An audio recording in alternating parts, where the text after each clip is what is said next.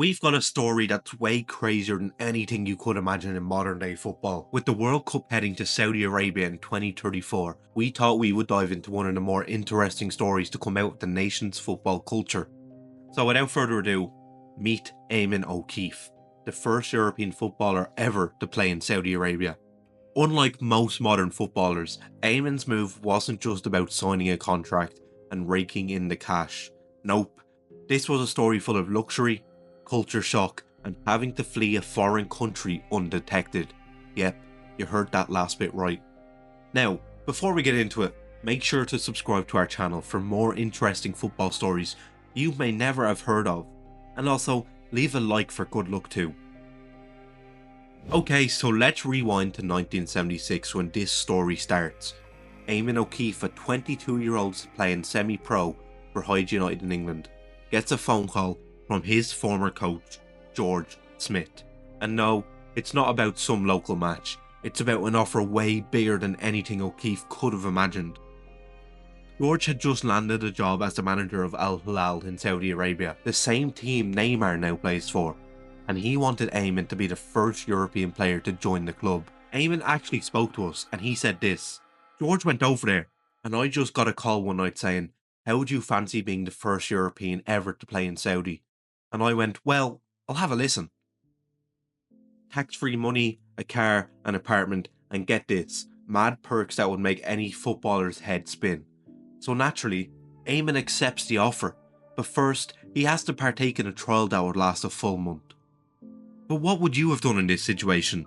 Taken the risk for fame and fortune, or passed on a move to the desert? Drop your thoughts in the comments. Back to the story. O'Keefe boards the plane to Riyadh, and boom, it's a whole new world. The heat is unbearable, the culture is a complete shock, and training only happens at night to avoid the scorching desert sun. But that's not stopping O'Keefe. He's here to ball, and ball he did. Within just 2 weeks, he impressed the club's president, Prince Abdullah bin Nasser. So much so that he was handed a contract on the spot, 2 weeks before the trial was meant to end. The prince simply told him to write down what you want. Can you imagine that? O'Keefe asked for the works: a car, a phone, a fully furnished apartment, and boom, it was all his. Okay, now here's where things get seriously weird. Eamonn and the prince became close friends, so much so the prince invites him on a trip around Europe with him and his wife. After travelling through Europe, O'Keefe and the prince eventually land in Cannes, and that's when the bombshell dropped. In the hotel elevator, the prince tells O'Keefe, "I love you." Talk about a plot twist. O'Keefe is in the elevator thinking, did he just say that? So he tries to play it off, asking if the prince meant it like a brother. But no, he was not kidding. This was something else entirely. The revelation was announced in the most unexpected of locations, with the most unexpected person. A lift in the south of France. There was no big lead up. There were no signs that this would happen. It was just two men in a lift. Two men were on their way back from a night at a French casino. And one sentence was enough to change the trajectory of O'Keefe's life and football career. Afterwards, Eamonn went back up to his room, stood on the balcony, and was in disbelief at what just happened. He started to think about the prince's children and the fact that he had a wife. He simply couldn't comprehend that moment in the lift. But he still had to return to Saudi Arabia, and he wasn't worried about anything. He believed Abdullah when Abdullah told him that they would just go back to being a professional relationship. But in Saudi Arabia, where homosexuality is illegal, O'Keefe is now stuck in a nightmare of power, privilege, and dangerous territory. Can you imagine the tension here? He has a Saudi prince admitting his romantic feelings for him. A prince of a country where such things are punishable by death. Let me know your thoughts. What would you have done in O'Keefe's shoes here? Then the situation goes from bad to worse. Back in Riyadh, O'Keefe's feeling the heat, and not just from the desert sun. He eventually tells his manager, George Smith, who gives him some chilling advice, but advice Eamonn had already realised.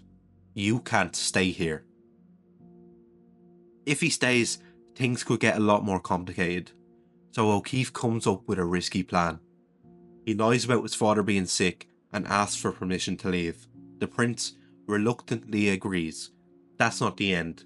There's one final obstacle, a document in Arabic that O'Keefe is supposed to sign to confirm that he will return back to Riyadh. Hold up, he can't read it. He doesn't speak Arabic. What's he gonna do? He plays it cool and refuses to sign, telling the prince, "You want me to trust you to sign this in Arabic. I don't know what it says, but you don't trust me to come back to things. But I'll sign it." The bluff works. Eamonn tells us, so I picked up the pen and then just grabbed the paper, and then the prince ripped it open and said, "Pass me the phone," and he called the airport, and the next thing I was on a flight back to England. The prince then hands over the flight tickets and O'Keefe is free. Now picture this, O'Keefe boards the plane with just a week's worth of clothes, thinking he's escaping the madness of Saudi Arabia. But once he lands back in England, that's when the paranoia kicks in. Every knock on the door, every strange phone call, he's wondering, is this the prince sending someone to drag me back? Talk about nerve-wracking. With the help of the Football Association, O'Keefe finally breaks from the contract, but not without a lot of legal headaches. Saudi Arabia wanted compensation for some damaged property, and a loan O'Keefe never took. According to the BBC, this was the full list of demands. 9,000 Saudi riyals for breaking the contract. This is around £1,200 back in 1976, which equates to roughly £8,000 today. 1,500 riyals for air conditioning repairs at O'Keefe's apartment. £300 as a loan repayment to Abdullah, and losing 1 month's salary still owed to Eamonn. Eamonn had no issues with the first and last points. However, speaking with the BBC, he states that the air conditioning was never broke, and he never took a loan from Abdullah. He felt this was simply revenge. Eamonn decided to then call up Jimmy Hill, the Englishman who was in charge of the Saudi League at the time, and who had sent him a letter regarding the charges. After a conversation that included Eamonn's father saying that they would tell the world what happened in that lift in France, a meeting between the player and a representative of Al Hilal was scheduled.